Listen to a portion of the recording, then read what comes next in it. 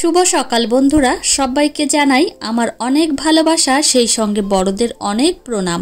আশা করছি তোমরা খুব ভালো আছো আর যে যেখানেই আছো ঈশ্বরের আশীর্বাদে সুস্থ আছো। এখন ঘড়িতে সময় সকাল ৮টা। তোমাদের সঙ্গে নিয়েই আজকের ব্লগটি এই সকাল থেকেই শুরু করছি। রান্নাঘরে এসেই প্রথমে চলে এসেছি এই থালা বাসন রাখার এই টেবিলে। তো এখানে থালা বাসনগুলো একদমই জড়ো হয়েছিল, এই যে এখন গুছিয়ে নিলাম আর জায়গাটাও পরিষ্কার করে মুছে রাখছি। তো একদমই কিন্তু জল হয়ে গেছে জায়গাটা, তো মুছেও পরিষ্কার করে রাখছি। আর মামাকে আবার সকালে এখানে ব্রাশ করাতে আনতে হয়, তো জায়গাটা ভেজা থাকলে কিন্তু একদমই মাম্মাম বসতে চায় না। তো এদিকে দেখো আমার থালা বাসনগুলো সুন্দরভাবে গুছিয়ে পরিপাটি করে রেখেছি। এখন আমি রান্নাঘরে রান্নাবান্নাটা শুরু করব। তো রান্নাবান্নাটা শুরু করার আগেই আমি সবার জন্য চা বানিয়েছি। এই যে লিকার চা করেছি, আর সকালের দিকে একটু চা না হলে কিন্তু ভালোই লাগে না। এখন সকাল সকাল আমার শ্বশুর মশাই বাজার থেকে বাজার করে নিয়ে এসেছে, সেই সঙ্গে এদিকে মাছও নিয়ে এসেছে। এই মাছগুলো আমার মামামকে খাওয়াবো। তো প্রত্যেক দিন একটা করে শিঙি মাছের ঝোল রান্না করে কিন্তু আমি মামামকে খাওয়াই। এখন কি হয়েছে জানো তো, মামামকে এই শিঙি মাছের পাশাপাশি অন্যান্য মাছ খাওয়ানোও কিন্তু শেখাচ্ছি, মানে খাওয়াচ্ছি আর কি। তো এদিকে মাছগুলো এখন আমি জলে জিয়ে রাখবো। আর আজকে দুপুরবেলা আর মামামকে মাছ খাওয়াবো না, আজকে দুপুরবেলা মামামকে মাংস খাওয়াবো। তো এদিকে দেখো মাছগুলো আমি জিয়ে রাখলাম, আর এখন আমি রান্নাবান্নাও কিন্তু করছি। তো রান্নাবান্নার মাঝেই আমার শ্বশুরমশাই বাজারটা করে নিয়ে আসলো। আমাকে বললো, বৌমা মাছগুলো জিয়ে রাখো, ওই জন্য কিন্তু মাছগুলো আবার জিয়ে রাখলাম।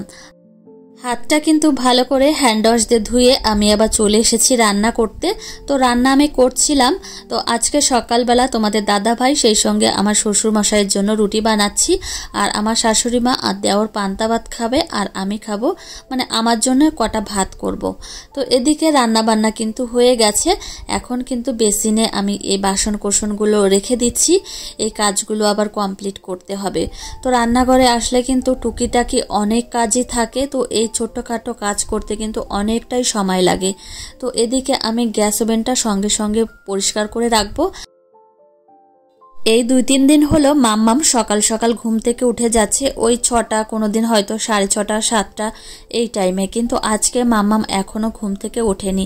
আজকে অবশ্য ৯টা এখনো বাজেনি, ৯টার আগেই কিন্তু রান্নাবান্নাটা কমপ্লিট হয়ে গেছে। তো আজকে বেশি কিছু রান্না নেই ওই জন্য।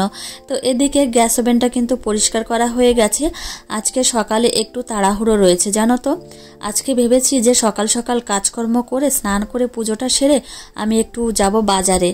তো বাজারে যাব, কিছু কেনাকাটা করতে হবে, মাম্মামের ২-১টা জামা কিনবো, সেই সঙ্গে আমার কিছু কিনবো। তো প্রত্যেকদিন ভাবি যে কালকে যাব, এই করেই কিন্তু হচ্ছে না। আমি বেশিরভাগ সন্ধ্যার দিকেই কিন্তু বাজারে যাই, কিন্তু সন্ধ্যার দিকে বাজারে যেতে গেলে প্রচণ্ড কিন্তু দেরি হয়ে যায় আর প্রচণ্ড চাপ পড়ে যায়। সন্ধ্যার দিকে কি হয় জানো তো, ওই ঠাকুর সন্ধ্যা দেওয়া, সেই সঙ্গে চা বানানো, এদিকে আবার মামামকে খাওয়ানো, এই করতে করতে অনেকটা রাত হয়ে যায়। আবার কি হয় 8:30 ওই টাইমে রান্না করতে যাই, তো কখন বাজারে যাব বলো। আর বাজারে যদিও যাই, আস্তে আস্তে প্রচণ্ড কষ্ট হয়ে যায়, আবার সঙ্গে সঙ্গে রান্না বান্না করা অনেকটাই চাপ হয়ে যায়। এদিকে বেসিনটা কিন্তু পরিষ্কার করে আমি মেজে নিয়েছি, থালা বাসনগুলো কিন্তু ধুয়ে পরিষ্কার করে নিয়েছি। আর আমার জন্য এখন কটা ভাত বসিয়ে দেবো, মানে চাল বসিয়ে দেবো। তো এই যে দেখো হাঁড়িতে চাল বসিয়ে দিয়েছি, আর মামামের জন্য এখন একটু জল গরম করছি, মামামকে আবার সকালের খাবারটা খাওয়াবো। তো এদিকে আবার আমি চলে এসেছি ঘরে। তো কতভাবে কাজকর্মগুলো যে একটু গুছিয়ে গুছিয়ে করতে হয়, তো যারা গুছিয়ে কাজ করে তারা তো জানোই, আর যাদের একটা ছোট্ট বাচ্চা আছে তারাই জানো যে সংসারের কাজগুলো কত গুছিয়ে একটু বুদ্ধি খাটিয়ে করতে হয়। এদিকে বিছানাটা ঝেড়ে ঝুড়ে পরিষ্কার পরিচ্ছন্ন করে নিয়েছি, আর মাম্মাম কিন্তু বসে বসে খেলা করছে।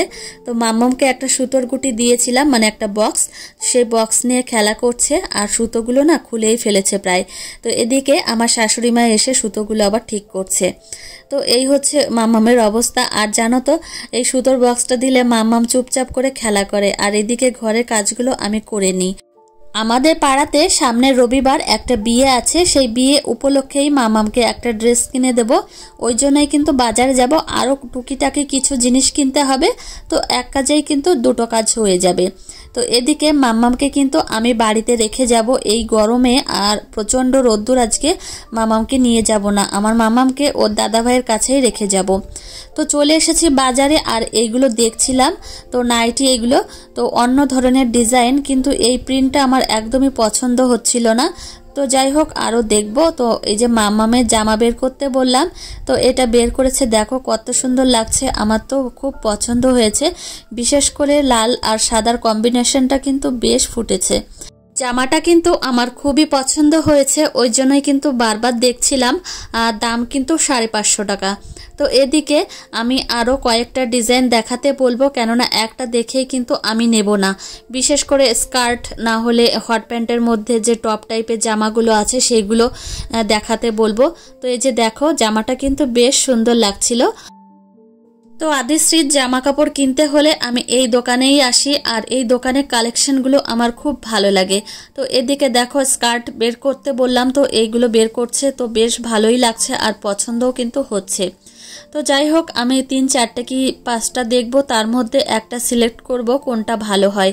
তো এদিকে দেখো জামাগুলো এত ভালো লাগছে, মনে হচ্ছে যে প্রত্যেকটা জামাই নিয়ে আসি। তো এখানে যে কটা জামা দেখাচ্ছে প্রত্যেকটাই কিন্তু সুন্দর, একটার থেকে আর একটা সুন্দর। দেখো এই স্কার্টটার টপটা কতটা সুন্দর, দেখে তো মনে হচ্ছে যে প্রত্যেকটাই নিয়ে আসি। তো এই জামাগুলোর দাম কিন্তু অনেকটাই, তো কোনোটা হয়তো 750, কোনোটা 800। দেখো এই টপটা কতটা ভালো লাগছে, মেয়েদের জামা কাপড় না অনেক হয়, তো এটাই একটা শান্তি, মেয়েদের কিন্তু সাজিয়ে গুছিয়ে রাখা যায় আর কি। তো আমি সবসময় ভাবতাম যে আমার মেয়ে বাচ্চা হলে আমি কিন্তু খুব সুন্দর করে সাজিয়ে পরিপাটি করে রাখবো। তো দেখো এখানে প্রত্যেকটা জামাই কিন্তু খুবই সুন্দর। তো যাই হোক আমি এইখান থেকে একটা নেব, এখন আপাতত আমি এতগুলো নেব না, মানে 2-3টে নেব না, আমি একটাই নেব। তো এদিকে দেখো এই স্কার্টটা কতটা সুন্দর লাগছে, তো আমি একটু ধরে দেখাতে বললাম আর কি। তো খুবই সুন্দর, আর কালারগুলো একদম হালকা কালার, বেশ সুন্দর লাগছিল। তো এই স্কার্টটাও আমার খুব পছন্দ হয়েছে, বিশেষ করে নিচের যে স্কার্টটা, এটা আমার বেশ ভালো লেগেছে, টপটাও কিন্তু খুব সুন্দর। আর দোকানের যে দাদা রয়েছে বলল কি এই ড্রেসটা খুবই ভালো লাগছে। তো এদিকে মামামের জন্য এখন আমি একটা টপ নেব আলাদাভাবে, সেই সঙ্গে একটা হট প্যান্ট নেব, হয়তো যে আমার বাপের বাড়ি গেল বা কোথাও গেল তখন পরে যাওয়ার জন্য এই জামাগুলো। আর প্রচণ্ড সফট এই গেঞ্জিগুলো, তো খুবই ভালো লাগছিল। দেখা যাক এর মধ্যে একটা নেব। আর এদিকে আমার জন্য দেখছিলাম নাইটি দেখছিলাম, কাপ্তান দেখছিলাম, সেই সঙ্গে কুর্তি দেখছিলাম, আর নিয়ে এসেছি আর কিছু বাসন কোসন কিনেছি, সেগুলো তোমাদের এখন আর দেখালাম না, আমি ঝটপট করে বাড়ি এসেছি। আর চিন্তা ছিল মাথায় যে মাম্মামকে খাওয়াতে হবে, ঘুম পাড়াতে হবে। বাজার থেকে এসে হাত মুখ ধুয়ে চলে এসেছি রান্নাঘরে। এখন ফ্রিজ থেকে মাংসটা বের করে নিলাম, এখন কিন্তু লেবু দিয়ে একটু ম্যারিনেট করে রাখবো, আর ঢেকে রেখে দিলাম 30 মিনিটের জন্য।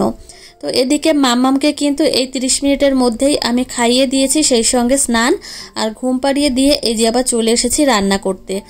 আজকে মাম্মামকে দেশি মুরগির মাংস রান্না করে খাওয়াবো। তো এই প্রথম ওকে দেশি মুরগির মাংস রান্না করে খাওয়াবো। তো এর আগে মাম্মামকে আমি লিভার রান্না করে খাইয়েছিলাম, মানে চিকেনের। তো প্রথমে ভেবেছিলাম যে ওর পটিতে সমস্যা হতে পারে বা পেটে সমস্যা হতে পারে, কিন্তু একদমই হয়নি। দেশি মুরগির মাংস কিন্তু পোলট্রির মাংসের থেকে একটু শক্ত হয়, ওই জন্য কিন্তু আমি ম্যারিনেট করে রেখেছিলাম। আর মাংসের মধ্যে আমি দেব আলু, পেঁপে, সেই সঙ্গে একটু গাজর। তো এদিকে দেখো আমি একটু হালকাভাবে ভেজে নিয়েছি, আর এদিকে জিরে ফোড়ন সেই সঙ্গে পেঁয়াজ ফোড়ন দিয়ে দিয়েছি। এখন মাংসগুলো দিয়ে দেব। ও আর একটা কথা বলতে ভুলে গেছি, আমি কিন্তু লিভারটা একটু আগে ভেজে নিয়েছিলাম হালকাভাবে। তো এখন আমি একটু মশলার সঙ্গে কষিয়ে নিচ্ছি। তো এর মধ্যে আমি একে একে রসুন বাটা, আদা বাটা, সেই সঙ্গে জিরে বাটা কিন্তু দেব। আমি কিন্তু লঙ্কা দেব না, আমার মেয়ে কিন্তু লঙ্কা খেতে পারে না। তো এদিকে মশলাগুলো একটু ভাজা ভাজা হয়ে গেছে, আমি কিন্তু লবণ হলুদ পরিমাণ মতো দিয়ে দেব, যতটা পরিমাণ লাগে। তো এদিকে দেখো ফ্রাইটা হয়ে গেছে, এখন যে ভাজা সবজিগুলো ছিল সেইগুলো কিন্তু এর মধ্যে দিয়ে একটু নাড়াচাড়া করব, তারপর কিন্তু পরিমাণ মতো জল দিয়ে দেব। তো এদিকে দেখো একটু নাড়াচাড়া করে নিলাম, আর একটু ভাজা ভাজা হয়ে গেছে, আর এরপর কিন্তু জল দেব। আমরা ঘরে যে জলটা খাই সেই জলটা দিয়েই কিন্তু মাম্মামের খাবারটা রান্না করি। তো এদিকে ভাজা ভাজা হয়ে গেছে সবজি আর মাংস, আর আমি এখন এই যে প্রয়োজন অনুযায়ী জল দিয়ে দিলাম। আর আমি কিন্তু মাংসটা প্রেসার কুকারেই রান্না করব। তো এই যে প্রেসার কুকারে দিয়ে দিয়েছি, এখন কিন্তু 10টা সিটি হবে, তারপর কিন্তু নামিয়ে দেব। তো এদিকে সিটি হতে থাক, 10টা সিটি হবে, তারপর নামাবো। দেখি কেমন হয় রান্নাটা। তো এর আগের দিন লিভারটা কিন্তু আমি কড়াইতেই রান্না করেছিলাম। আজকে যেহেতু দেশি মুরগির মাংস, ওই জন্যই কিন্তু প্রেসার কুকারে সিটি দিলাম।